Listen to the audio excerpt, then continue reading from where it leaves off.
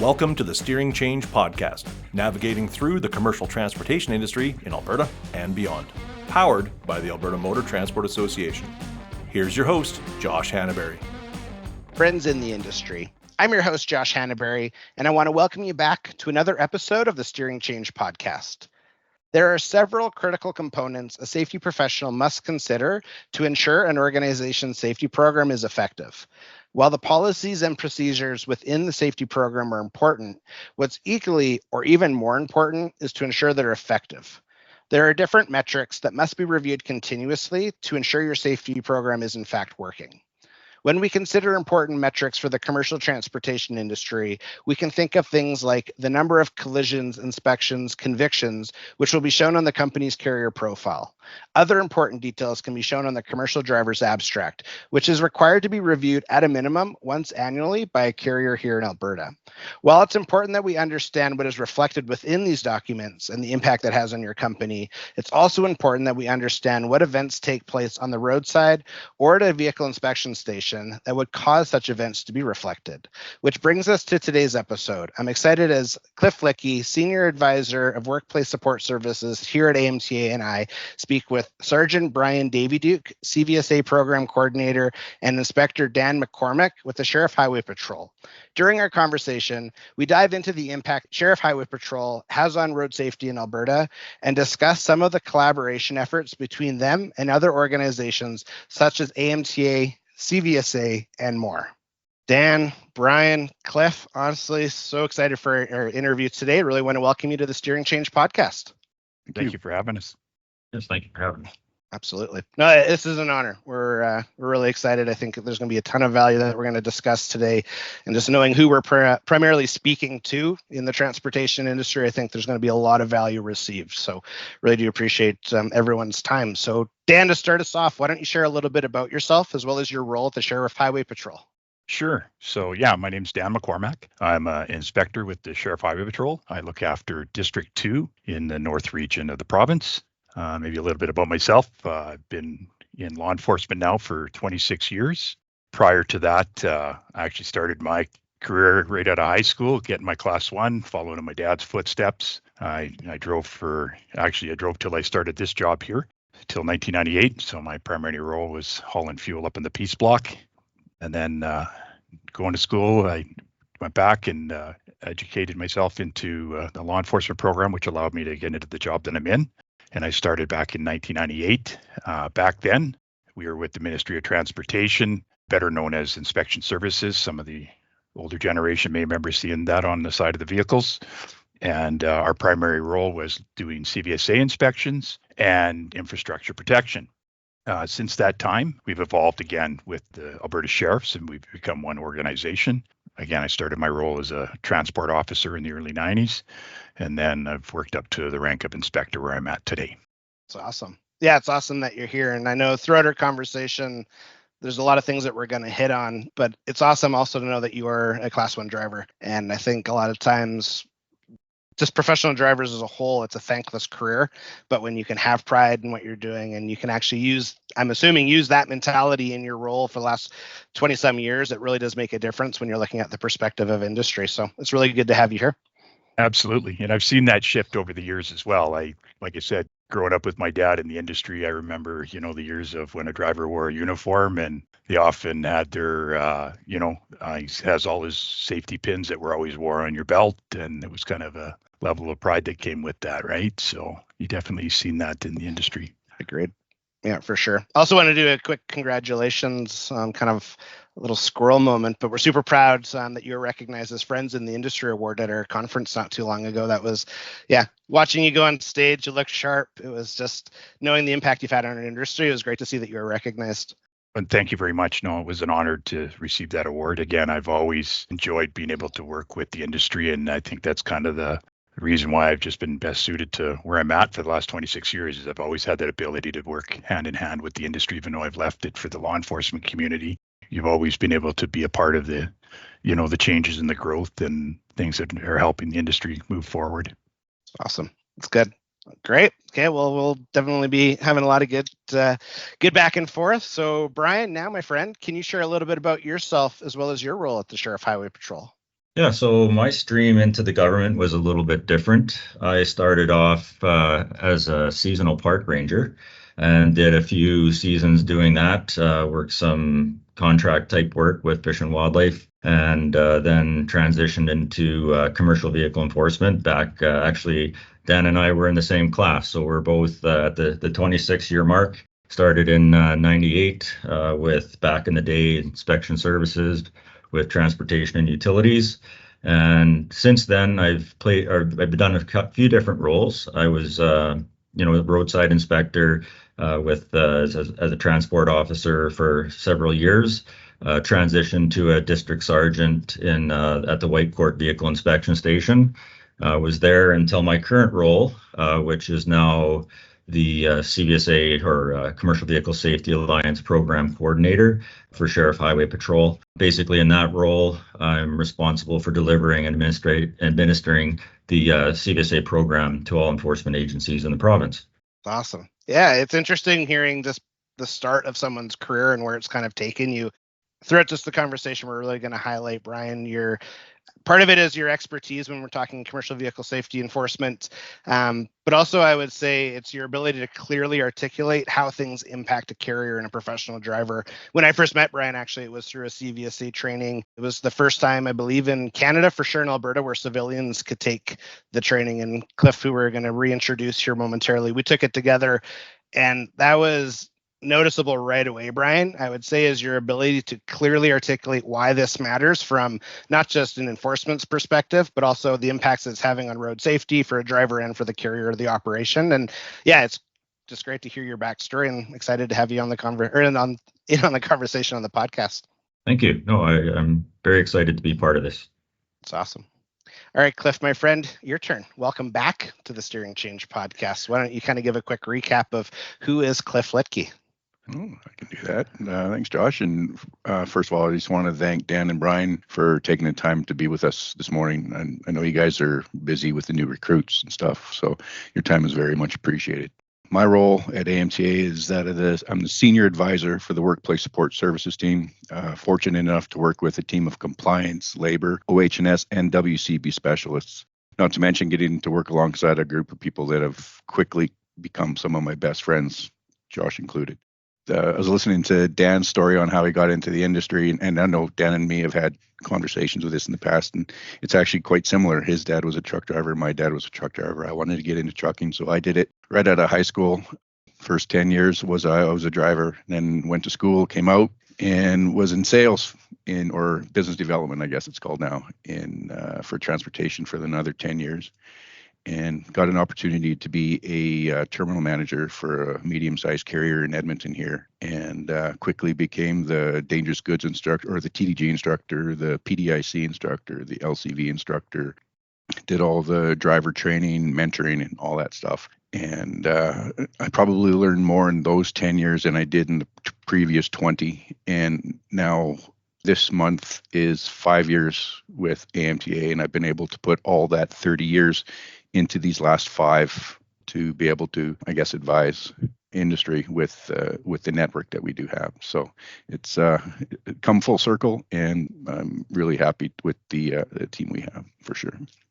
It's awesome, man. Yeah, it's cool how you can really lean on your experiences, but also the relationships that you can establish and the rapport you can build when your give a crap factor is really high and you take this stuff seriously, and you're really good at relaying information so that way people can actually implement it in their place of work. And just being I think for friendship, it's an honor. And so I consider Cliff one of my best friends. So that's our excited love moment for this interview. But I think it's awesome. I was listening to Dan talk about when drivers were wearing uniforms, and I remember my very first driving job, I was wearing a uniform. It was all gray, and it had the logo on the chest. And I remember I was proud as punch to be able to wear it, because I remember watching my dad get ready for work in the mornings or the afternoons. He put in on his shift, and he had a uniform, so I was pretty happy. Well, again, we're excited for our conversation, and it's really good to have everyone here. First off, guys, I just want to do a quick thank you to these two gentlemen and the whole Sheriff Highway Patrol as a team. Right from the top down, you guys have always been present at functions in supporting the industry and answering questions that the AMTA member services team gets from industry. I personally love the education over the hard enforcement kind of mentality, and that resonates with the members that get to see this side of the sheriffs. If anyone out there is listening wants to personally see what I'm saying, go to our website and volunteer for one of the driver appreciation events coming up in September, or attend a regional meeting that's closest to you. Now, I guess one of the first questions to ask off the top is, can you provide our audience an overview of the Sheriff Highway Patrol and the different departments in which enforce the transportation industry? For sure. So I'd be happy to answer that one. So just a little background on the Sheriff Highway Patrol. We were actually two different branches within the enforcement body, I guess. We had the commercial vehicle enforcement side that actually started as early as, I believe, about 1952, if I'm not wrong there, Brian. I was somewhere around the early 50s that the enforcement started to come into the province for commercial vehicles. And the commercial vehicle enforcement branch was always a part of that. It's about 5 years ago that we merged with Sheriff Traffic Operations to become the new identity of the Sheriff Highway Patrol for the province. So right now in the province, we have it's split up in half. So we have a north and a south region, and we have one deputy chief that represents the Sheriff Highway Patrol, and we have two superintendents, which would be our senior leadership, and we have one in each region. And then we also have 6 inspectors. So myself being one of those inspectors, there's 3 in the north and 3 in the south. And then we also have just over 32 sergeants that are in the field that would be looking after the frontline staff. Hopefully we're going on a big hire this year as we're getting some boots on the ground, but we do have approximately 220 positions in the province for frontline traffic officers. And we also have a specialized programs unit. That's where Sergeant Davyduke could speak to that as well. He's a part of that program. And we also combine that with our impaired detection unit. So we have approximately 20 positions there as well that keep the operations going, and that's who keep us trained in what we're doing out there each and every day. A little bit about the mandate of Sheriff Highway Patrol is probably the priority number one is just public safety. And how we achieve that is through selective traffic enforcement. So if anybody's familiar with the McDermott report that came out quite a few years ago, it was a retired RCMP member that was looking at ways to reduce collisions and fatalities and injuries in the province. And they've come up with certain events during the months that we can focus on, whether that's intersection safety, impaired driving, motorcycle safety, school zone safety, seatbelts, all of those things. So we have those events that we do throughout the month where we have, like I said, selective traffic enforcement. Another big part of our safety, as well as for the public, is commercial safety, right? So having our officers out there that they're inspecting commercial vehicles on a regular basis and making sure that they're safe and fit to be on the roadway. Another area that's really big for the Sheriff Highway Patrol also is infrastructure protection. And, I look at that even as myself as a taxpayer. On average, it costs the taxpayer about $1 million to build 1 kilometer of road, right? So transportation says that the lifespan of that road is probably 25 years, right? So if we have a lot of vehicles that are taking advantage of hauling extra weight and causing damage to the roadway, that now gets reduced from maybe 25 years to 15 or 17 years, right? So as a taxpayer, we're kind of left on that, right? So that's building a road up before it needs to. And then the other thing is we probably have about 33,000 kilometers of road in the province, and we have over 5,500 bridges as well. So when our officers are out there, I know, and if you hear it through industry, that some of the tickets can be very substantial. And part of that is being a deterrent as well to others, right? Because it's pretty difficult to be out on 33,000 kilometers of road when you only have 220 frontline members, right? So those are the big things for us is probably public safety and infrastructure protection. And the last one I always like to mention is just what I call is the Alberta advantage. And what I mean by that is making sure it's a fair and even playing field. And that's really big on the commercial side of things. So I use the example, if Cliff owns Cliff's fly-by-night trucking and Josh has honest Josh trucking out there and Josh runs by the rules and Cliff breaks every rule, there's no way Josh is going to compete with Cliff. There's just no possible way, right? So our goal out there as frontline officers is to make sure that we're playing by the rules. And that goes back to your hours of service, fuels, making sure that the right fuels are in there, safety inspections, training. A lot of times your issues are going to come back to maintenance, right? So if somebody's going to cut corners, they're cutting corners on their maintenance, they're cutting corners on their driver training. So those are the kind of things that come into play for us that we're watching for. And again, our role out there is to be the frontline officer out there that we're capturing those vehicles as they're going down the road and in the event that they're in. We also do a lot of behind the scenes with Alberta Transportation as well. So Alberta Transportation, they call it the Transportation Safety Services Division. They have I know it's a mouthful, it's the Monitoring and Compliance Branch. And basically they break that down into their investigations and enforcement, and they also break it down into driver and carrier compliance. So how I try to explain it to industry when I see them is when you meet and greet us at the roadside, you need to have your ducks in a row, obviously, right? So you need to make sure that your vehicle's safe and you have the training you need and you have an understanding of what you need to do and all of that. When we find those deficiencies in there, that's when we reach out to transportation. They're kind of the behind the scenes stuff, right? So they're there to go in and after the fact where they can audit carriers and do a lot of the stuff on the administrative side on the back end of there, right? So we do work in hand. So examples, if you have somebody that you stop and you have concerns about their ability to drive a motor vehicle, right? You have that opportunity to reach out to driver fitness and monitoring and have those discussions as well, right? So we do work very closely with them as in those areas. And that's pretty well kind of a rundown of who we are and a little bit about the different departments that we do work with. Okay. I'm not sure how I ended up being the fly-by-night, but I do live on a farm and I do have a 1-ton, so don't be dipping my tank. No, I'm teasing. Thanks, Dan. I appreciate it. So the Sheriff Highway Patrol being responsible for the inspections of commercial vehicles and drivers on our roadways. Can you guys walk us through the partnership with CVSA and the impact this has with your officers in the field completing inspections across Alberta? Yeah, I can probably take this one. So Sheriff Highway Patrol is the Commercial Vehicle Safety Alliance lead agency in the province. So what that means is Sheriff Highway Patrol is responsible for ensuring the delivery of the CVSA program, including like the North American standard inspections, so the inspections that we do roadside or at the vehicle inspection stations across the province.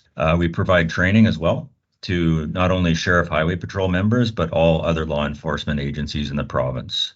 So, different organizations or different law enforcement agencies across the province. Examples would be, city police and different municipalities, county community peace officers would, be trained to the same level as the Sheriff Highway Patrol members would be. So with that training, it's consistent, it's uniform training so that an inspection that's done by one agency would be very similar to one that's done by another agency because they're all trained under the same umbrella. The Commercial Vehicle Safety Alliance program is a North American standard, so it is done the same in the US, Mexico, and Canada. So inspections that are done in Canada in relation to the US would be very similar as well. So whether drivers are operating, just in Alberta or are operating across Canada or into the US, they would be expected to maintain their vehicles to the same standard, and the drivers would have to have the same type of credentials, proper driver's license, hours of service, all that kind of stuff that would, relate to the different jurisdictions. And so we ensure also we do presentations for industry. So the information that we get and the training we receive through the Commercial Vehicle Safety Alliance can be relayed to industry to help them be safe and operate their vehicles in a safe manner on the highway. So it is really a great partnership. I know for myself, I converse a lot with the Commercial Vehicle Safety Alliance staff. They're very helpful. Anytime that we ever have issues or need clarification, we always have great conversations. I go down to the States to take part in the conferences where all the different agencies from across North America come together to discuss commercial vehicle safety issues with not only just law enforcement, but industry and manufacturers. So we can really nail down some of the concerns that there might be with, maybe if it's new technology or trends that we're seeing regarding collisions and what might be causing collisions to hopefully, reduce the collisions right across North America. Well, that's great. I know Josh had already picked up on or discussed the CVSA course, the first one that was ever in Canada. That was, I think, 2 years ago now. Brian, actually, you marked I think it was the vehicle Part B, and I got 98% on it. So I got that framed somewhere else too. So Yes, I recall that course. That was a good time. I really enjoyed that. It's nice being able to not only provide this training to law enforcement, but to industry. It really brings it all together so we all can understand the requirements and make sure that we're all on the same page. A lot easier to do in a classroom and get that knowledge across than trying to do stuff roadside. Yeah, and the fact that we were able to give it to industry at the same time was really unbelievable. It was a fantastic experience, and Josh can attest to that. So, like clockwork, there's a CVSA International Road Check that happens at various times throughout every year, with each one having specific focus on the safe operation of a component on the vehicle. Is there any advice that you can share with our listeners to ensure that they know what to expect during the 72-hour checks happening in 2024?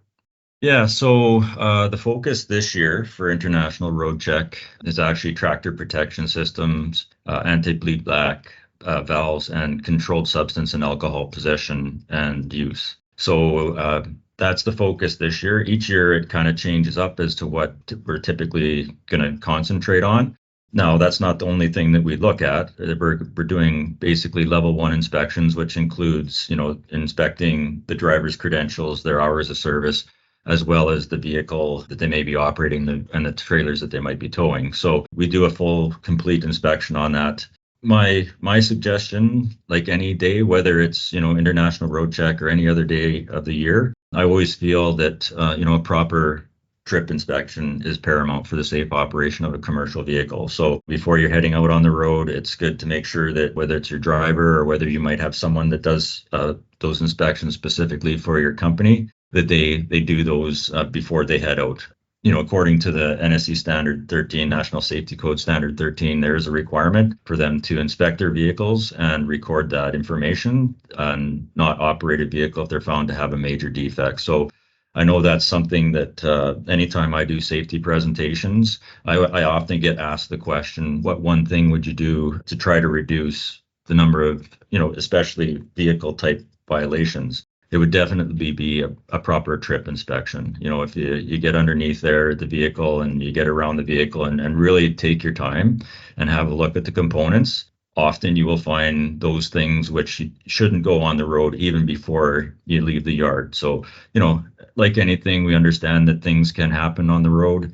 It's not a perfect science, but what you can do for yourself as a carrier, as a driver, is definitely do that proper trip inspection, document it, let the shop know that they need to repair something before it goes. A really important part of that trip inspection is the schedule. So there's a schedule depending if you're operating trucks or buses.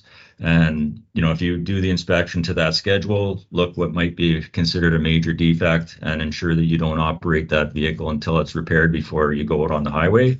It makes a big difference. Totally. And it's kind of funny that you mentioned that people ask you what's one thing that they would do that you would do. And really the most important one is, like you mentioned, is a proper pre-trip inspection. And carriers not often enough train their drivers to do a proper pre-trip inspection. And that's something that I think that industry could benefit from, is training, being able to train a driver on how to do a proper pre-trip. It's definitely something that Josh and I have talked about and something that we kind of look for in the future. So. Yeah, and the second part of that too is the controlled substances, and I think it goes without saying that you don't want drivers operating your equipment that are impaired by alcohol or a controlled substance. So that's the other side of road check this year is ensuring that drivers aren't impaired, and then providing that information about how the importance of ensuring not only that they're not in possession, but that they aren't under the influence of any of those substances. And to that point, a lot of the conversations I've had with Dan regarding the IRS program is that most of them are caught in the mornings. I mean, it's residual. They do their partaking at night and partake a little too much and then wake up in the morning. And with commercial vehicle being at a zero, they still have it in their system in the morning and they continue to drive. So that's definitely something to consider as an employer. So before we go into the IRS program, Dan, Brian, I was hoping we could just kind of touch a little bit more on the inspection side. But I think it's important too, when professional driver gets hired onto a fleet, doesn't mean they've ever operated the type of equipment you own. So it's really important they understand how to pre-trip your specific equipment too, because if they got their class one, say hauling a dump truck or an aggregate hauler with a pintle hitch, then all of a sudden they're hooking up to a fifth wheel and a 53-foot drive-in. Very different pre-trip components. And I think that's often missed, is just the lack of knowing, and here's your keys, start driving, versus actually taking the time to ensure they're onboarded and trained properly. And I remember, Brian, in class when we were talking about minor defects, I was always of the understanding, which was wrong, and I'm glad you corrected me, that if it's a minor, it's a minor. As long as it's recorded on the DVIR, carry on. And when you said no, it's for I believe the right language is it's for the trip. So before you dispatch, your next trip has to be repaired. And I was like, sorry, say that again? Like, because to me, that was like a huge thing, because a marker light, it's been out for a year. Well, no, it has to be fixed before your next dispatch. Like, that was a huge realization I know my team that I took the training with as well. But I just think those two components were really important, that impacted my journey for sure. Yeah, and the other thing that we forget about sometimes is, we talk about the equipment, but there's also the cargo. So that's a big thing for, like you just mentioned, maybe not only just vehicles that you operate, but the types of loads that you would haul. There's all different kinds of standards for cargo, depending on, there's the general commodities, which covers a lot of things, but there are specific commodities as well, such as vehicles as cargo, or logs, or paper rolls, or metal coils. There's different standards for securement for different types of articles of cargo. So, knowing that and getting the proper training and ensuring that you're securing that is paramount as well.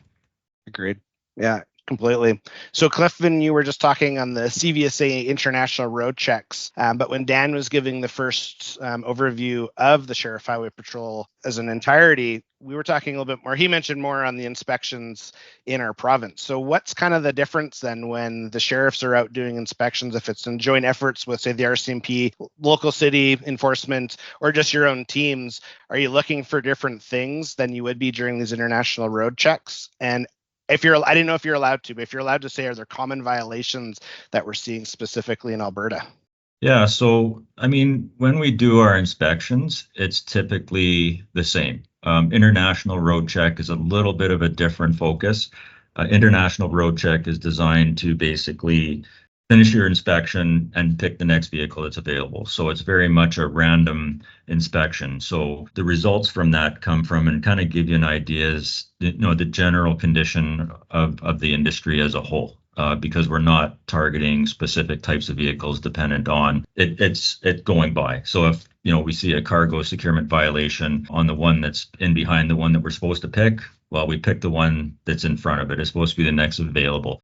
We will obviously address the cargo securement issue if it's something that's obvious, but we won't include those in the stats for international road check. Although we talk about this being, a specific initiative for the Commercial Vehicle Safety Alliance, it really is a little bit different from what we do daily, in that, it might be a random inspection as compared to, okay, we're going to look at that truck because I already see something wrong. A signal light is out, or something's not operational on that vehicle.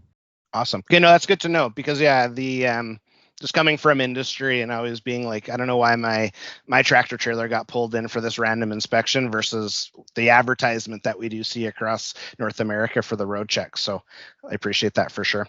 So when we're also talking about the impaired sides, I know a big part of our conversation is also going to be about IRS, so the immediate roadside sanctions.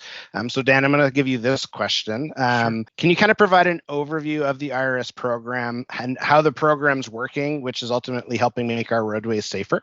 Absolutely. So just to go back a little ways, prior to 2018, under the Criminal Code of Canada, an officer would have to have reasonable suspicion to request a breath demand from somebody. Since 2018, I believe it was Bill C-46, it now allows law enforcement officers, to demand a breath sample on anybody who's lawfully pulled over, right? So it shouldn't matter time or day, what they're pulled over for. It allows officers now to conduct a mandatory alcohol screening. I think it's very similar to a lot of other areas. Like, I think of Australia is doing that as well. And I can even think for myself, being my age and the miles that I've put on as a private driver, I can probably count on one hand how many times I've ever been through a check stop, right? So there happen less and less. And this does give the ability for officers to screen for that. one of the probably the biggest things they said is the rationale behind that was they did do a study, and they were able to actually prove that it's very difficult to just always detect impairment. Not everybody's going to have glossy eyes, slurred speech, loss of balance. Obviously, the longer you stay with somebody at roadside that is impaired, some of those things come out. But when you're doing a pre-screen, you don't always pick that out. And I'll be the first to admit that. I learned that I'm pretty good at smelling alcohol, but when I have somebody pulled over, I've had multiple drivers that have blown a fail. So that means their blood alcohol concentration is over 100 milligrams. And I wouldn't have detected that. Just they're walking and talking the same as the conversation we're having here. So that's a lot of the background on why Canada adopted the ability for officers to just provide a mandatory alcohol screening with every traffic stop. And in our organization, we do it on every stop. It doesn't matter the time of day. It doesn't matter whether you conduct a traffic stop at 7 in-the-morning, 7 at night. We are expected to do a mandatory alcohol screening on every stop. And we don't pick and choose, right? So it's just a matter of being a part of your duty.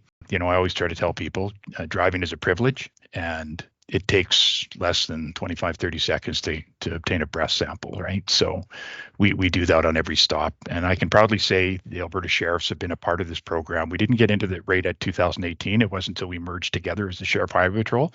So it was probably late 2020 that we've been in it. And since then, we have taken over 4,300 impaired drivers off the road during that time. So, and that's just the Alberta Sheriffs. That's not speaking for any other law enforcement agency in the province, right? So I think that's a positive message to the public that, we're doing our best to ensure that we're taking impaired drivers off the highway and making the road safer for everybody.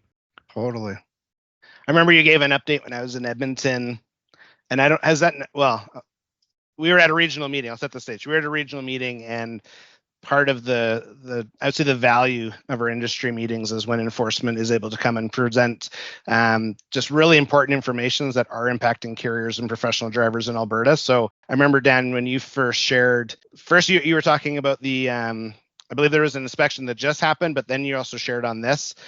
That's a lot of people. Like and like you said, like if they just looked fine, talked fine, walked fine, but no, they're actually impaired, like that's alarming.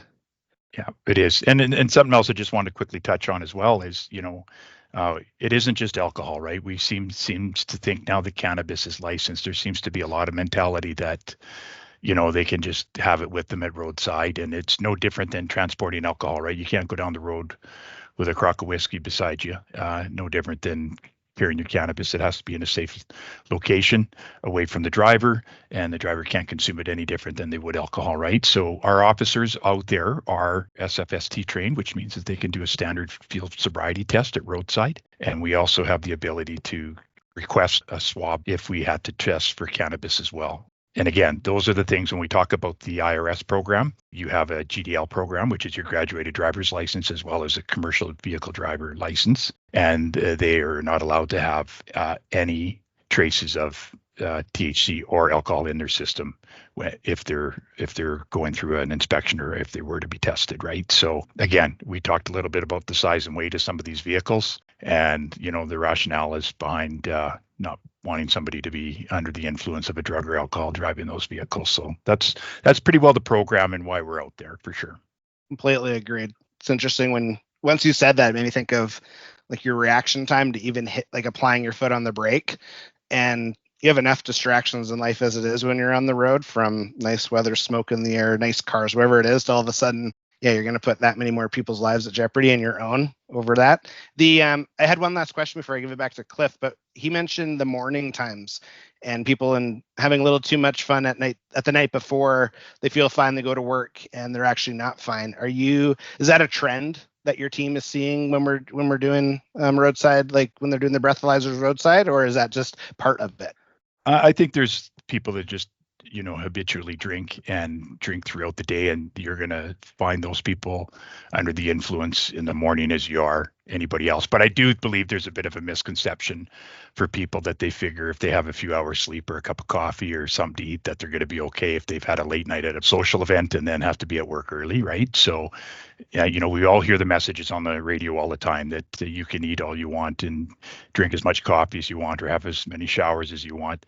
Nothing is going to prepare you to be safe behind the wheel other than time, right? So there is no mathematical formula. You have to ensure that, there's an adequate amount of time between your last drink and when you feel that you're safe to be on the road, right? So I think there would be a bit of an overlap there where we've had people where they've provided a breath sample and it creates a number, whether that's a number or a caution or a fail. And a lot of times you will hear that comment that I haven't had anything since the night before, right? So 100%.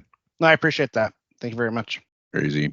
Now, guys, kind of piggybacking off of my initial comments on your involvement with industry, in your experience, how impactful is it for you and your officers to have positive working relationships with carriers operating within the transportation industry? Okay. No, 100%. I just want to say, Cliff, I mean, it is very important and it is impactful for us to have that liaison with industry. I think at any time, I know I watch social media as well, and enforcement is a tough part of the business, and there's no such thing as a good ticket, and I get that, right? But at the end of the day, our goal out there is to reduce the out of service rate. Our goal is to make sure things are safe. But if we can generate voluntary compliance, then that's the best you're going to get anywhere, right? So if you can get that buy-in from a driver or an industry, 100%. And I mean, we've always been very supportive of any opportunity where we can. Sometimes there's times where it's just tough to, get to everywhere. But when we can, we will always go to safety presentations. We see each other monthly at the regional meetings. Anytime there's an opportunity for a tailgate session or a presentation, we never shy away from that. And I think it's important for us to be a part of that. It allows us to liaison with industry and hear things from their perspective as well. Because I think as important it is to hear our side, we can show pictures and say, this is what we see on the road. We need to hear sometimes on the issues that they have on the road as a driver, right? But 100%, I think anytime you can get together as a group, you're going to get more buy-in, more, like I said, more voluntary compliance for people to want to have an interest in what the programs is, right? Brian, you can add to that?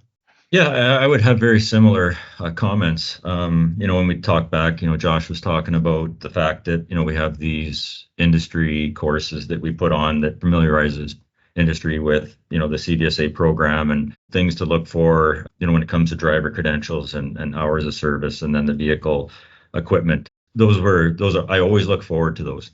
There's some really great conversations that happen, whether it's, during the course or whether it's, at breaks and we share some of our experiences. It makes it interesting because I think sometimes we see ourselves as us and them. And when we can work together and we can have those positive discussions and kind of work towards a common goal, I think that's really important. And I know for myself, anytime there's an opportunity to do a presentation, whether it be in a formal setting or informal at a safety meeting, I always look forward to those. It's answering questions and concerns that drivers and carriers might have that, they're just afraid to maybe ask those questions, to come to a location like a field office or a vehicle inspection station and try to have that conversation. So, when we have those opportunities, I always welcome it. There's always good discussion that happens. And often we discover things that we weren't aware of that we need to maybe be better at doing and working together to do those things. It's always a really positive thing. And I always feel that, I'd rather have 20 drivers in a room discussing a common issue rather than trying to stop those 20 people individually on the side of the road. It's safer for everybody in that type of an environment where we can, work together and discuss things and take care of it before we hit the highway as compared to, sitting on the side of a road somewhere having that discussion and dealing with it that way. Right. I know, being the facilitator of the regional meetings across the province, I get the opportunity to sit back and watch the presenters and all the updates. And after the fact, after the meeting's all done, this is just the regional meetings I'm talking about. After the regional meetings are done, there's a swarm around Dan in Edmonton anyways. And in Edmonton now it's in Calgary, right? There's a swarm, and people love the social interaction with enforcement. and it makes them feel safe and they get the right answers. And that's one of the proudest things for me, is to be able to facilitate that. And guys, I can't thank you enough for being able to do it. And professional truck driver championships, you guys are always the biggest draw, right? There's always the swarm around your guys' inspectors challenge, or the unit that you guys bring out for the show. So can't thank you guys enough. I appreciate that. Well, and I can tell you, Cliff, it's a two-way street. I really wish I could always bring, I know as myself or for Brian, we end up representing SHP and going to a lot of committees and regional meetings and things like that. But if I had the opportunity to bring all my frontline members to some of these meetings, I would, because there's some really great people in the organization that are in the industry itself that are trying to improve it, make it better. And we need to be able to liaison and do that and be a bigger picture of working together and for the common goal, right? It's a good thing that this is audio only, because I'm grinning like a fool right now. So thanks, guys. I appreciate it. Now, again, a last question for the hot seat, I guess.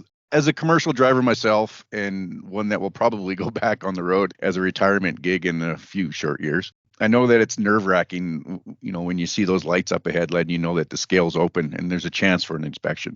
Now, what advice can you share with commercial carriers who are trying to empower their drivers to be confident if they were to go through a CVSA inspection at a commercial vehicle inspection station, or even roadside for that matter? I can comment on that. I think, we've been talking about it a little bit here already as far as these industry courses. I think knowledge is power. And a lot of times, I think when a driver comes in, they're very unaware or unsure of what to expect when they go through a vehicle inspection. If they're aware and they kind of see what the program is and how we do our inspections, I think that alleviates a lot of the stress that would be associated with an inspection and the unknowns as far as what they might expect at an inspection station. We talked about the trip inspection. So if they feel confident that their vehicle's been looked over, they've done a good job on their trip inspection, they've documented what they need to document, they've brought it to the attention of the carrier's taking care of it, and they've hit the road, they can also feel confident with that. We haven't really talked about electronic logging devices much in our conversation today, but sometimes through technology that also helps. So if a driver might not be very good at their hours of service or trying to determine how many hours they have left, the electronic logging devices have come a long ways as far as providing that information to drivers and warnings when they might be getting close to the end of their hours. So that's another thing that can help. It's not just always the vehicle that we're checking the driver's hours of service and their credentials. So once again, making sure that drivers qualified to drive the vehicles that they're operating, whether that's through the class of license or that they're not suspended or that kind of thing, that makes it more of a confident and more of an easier inspection to go through than being worried. And it always surprises me when I'll do an inspection and I'm talking to the driver and we're just getting to kind of know each other before we get doing the inspection, and how many drivers have never been inspected, working in the industry for years. And yet, this is their first exposure to a level 1 inspection, and you can see the nervousness. And I know for myself as a roadside inspector, I like to try to make light of it and, let them know and, what to expect from the inspection at the start so that they, maybe some of that stress level can go down. Dan? Yeah, I could add to that for sure. And Brian hit it right on the head there for sure. Knowledge is power, right? I think probably what bothers me the most when I'm on social media and I see is when I hear an inexperienced driver say, well, they'll just put you out for anything. And I'm like, why do you hear this? It's the farthest thing from the truth, right? It doesn't work that way, right?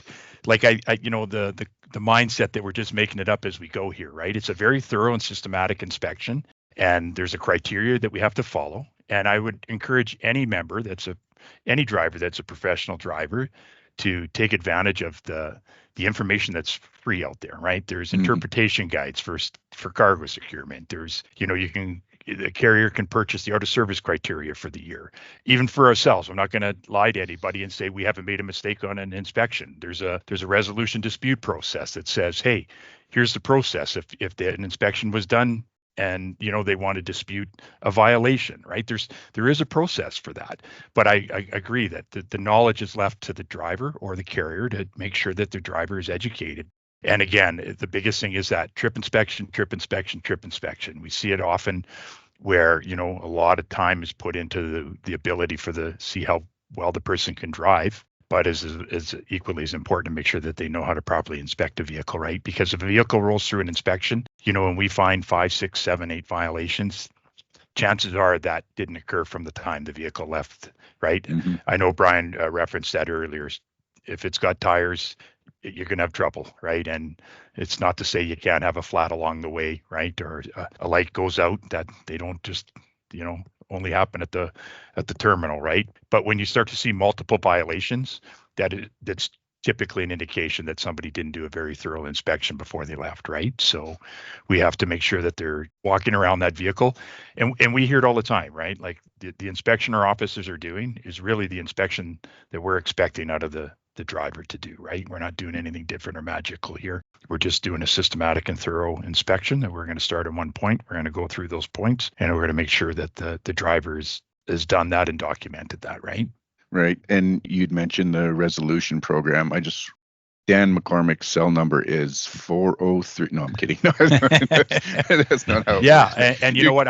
I've handed that out at every regional meeting I've been at, and I've been more than happy to make sure that it's available again to the AMTA. And it starts out when there's a violation and there's some discrepancy between it. That just goes back to the officer to have a conversation with, and then from there it just goes to the sergeant. And by the end of it, if there's still no resolution to be had, will make it to Brian's desk, and Brian, with his knowledge and experience, will look at it from the perspective of the inspection and determine whether it is an out of service or not. And you know what? A lot of times, and this is really Brian's wheelhouse, so I got to be cautious of this, but I know when it comes to that criteria, that's made up by enforcement and industry. They work together on those things yearly, and that's why a lot of it changes with the technology, right? So when things are questioned and challenged, that's how sometimes the process changes too, right? So it is important that if there is conflict with that it is brought forward. We'll work on our end to resolve that at any time that's to occur. But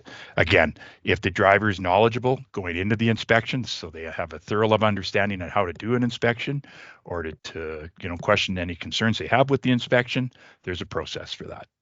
Such gold information, guys. Honestly, I'm in a lot of Facebook groups too, and anytime I see those types of comments, Dan, I literally throw my keyboard, or I'll hit my head on my monitor, because I'm like, so inaccurate. Don't want to be a keyboard warrior and battle back, but I often say, here, so you had a question about that. Feel free to shoot me a message if you want to talk about it further. I know. It's like so wrong. And you know what? I'm not even, it doesn't even bother me. I'm not even going to try and change that person's opinion. What really bothers me is the young guys and girls coming into the industry that have to hear that. And it's the farthest thing from the truth. If that guy or girl wants to go up and down the road and believe that, I can't change that. But I really want to educate those that are coming in the industry as to what's available out there to do this, right? And there's so much online too you can take advantage of for training too, if you're in an organization that doesn't provide a lot of that. Agreed. Yeah, totally support that. And that's a great transition too, because we are at the end of our interview, and we always like to give our guests the opportunity to share one last little bit of information, maybe some guidance. So Dan, if you wanted to continue to elaborate on that, totally support it. If there's anything else you'd like to share, now is the time. I think we've covered a lot of great material here today. And again, I know for myself, and speaking for the Sheriff Highway Patrol, we will take any opportunity to work with industry, and we just want to continue to build that relationship and be here for the next generation of professional drivers that are coming aboard. It's awesome. Yeah, I really appreciate you being here, Dan. It means a lot. All Thanks. right, Brian, was there any final words that you would like to share before we end?